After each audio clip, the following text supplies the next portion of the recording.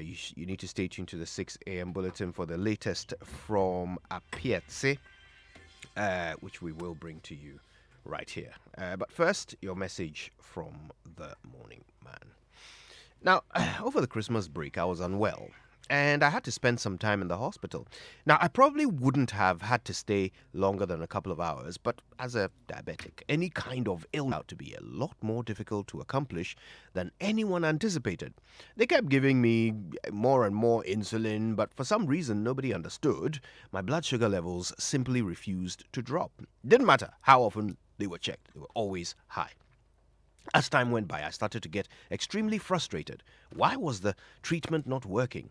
None of the doctors or nurses could explain to me why the medicine just wasn't taking it. But I also realized that this was a familiar feeling. When things don't work the way they're supposed to, and you don't know why, it can sometimes make you want to grab tufts of your hair and systematically rip them out while banging your head in a steady rhythm against a rough concrete wall. Now, when you have credit and a full signal, but you can't get on the internet, when a brand new pen you just wrote with suddenly won't produce any marks on the paper, just used to copy files from another laptop just minutes ago. We have all experienced this, all too familiar frustration at one time or the other. It's human nature. When things don't function the way they were made to, they don't just become useless, they become infuriatingly nugatory. So imagine how people feel about you if you're a customer service officer who refuses to give customers service, or a receptionist who is too busy chatting on your phone to nothing like Christ. How will the citizens feel in a country where the health insurance doesn't cover your health care, the police don't protect you, the judiciary don't give you justice, the parliamentarians don't represent their constituents, and the presidency can't take charge? All things and all people have a purpose. And when we fail to fulfill our purpose, we become valueless to those who should consider us valuable. It's bad enough if our presence on earth adds. My dear friend, we all like to think that we're special.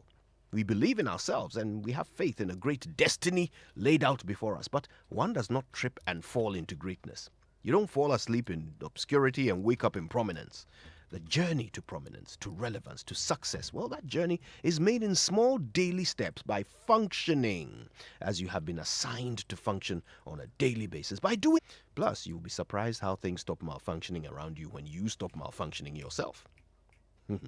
My name is Joy99.7FM, and I can't receive what God made for me if I don't first achieve what God made me for. Good morning, Ghana.